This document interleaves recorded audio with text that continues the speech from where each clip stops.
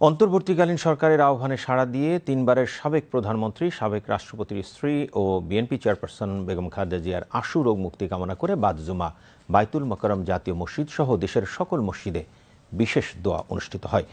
পাশাপাশি মন্দির, গির্জা ও প্যাগোডা সহ অন্যান্য ধর্মের উপাসনালয়ে অনুষ্ঠিত হয় বিশেষ প্রার্থনা।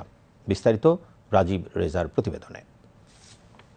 অন্তর্বর্তীকালীন সরকারের আহ্বানে সাবেক প্রধানমন্ত্রী ও বিএনপির চেয়ারপারসন বেগম খালেদা জিয়ার সুস্থতা কামনায় সারা দেশের মসজিদগুলোতে বিশেষ দোয়া ও সকল উপাসনালয়ে প্রার্থনার আয়োজন করা হয়। জাতীয় মসজিদ বাইতুল মোকাররমে বেগম খালেদা জিয়ার সুস্থতা কামনায় বিশেষ দোয়া অনুষ্ঠিত হয়।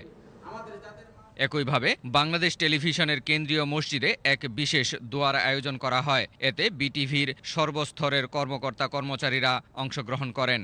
আল্লাহ, আপনি দেশনেত্রী সাবেক প্রধানমন্ত্রী বেগম খালেদা জিয়াকে আপনি মাফ করে দেন। আল্লাহ, তাকে শিফায়ে কামিলায়ে দায়েমায়ে আজেলা নসিব করেন। আল্লাহ, পূর্ণ সুস্থ করে দেন। আল্লাহ, দেশবাসীর পেরেশানি আর অস্থিরতাকে দূর করে দেন।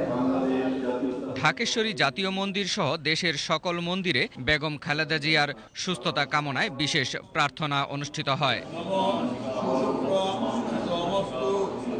এছাড়াও গির্জা, পেগোডা সহ দেশের সকল ধর্মীয় উপাসনালয়ে অনুষ্ঠিত হয় বিশেষ প্রার্থনা। প্রার্থনায় সাবেক প্রধানমন্ত্রী ও বিএনপির চেয়ারপারসন বেগম খালেদা জিয়ার দ্রুত সুস্থতা ও দীর্ঘায়ু সহ দেশের সার্বিক পরিস্থিতি যেন সুন্দর ও দেশে যেন শান্তি বিরাজমান থাকে সেই কামনা করা হয়।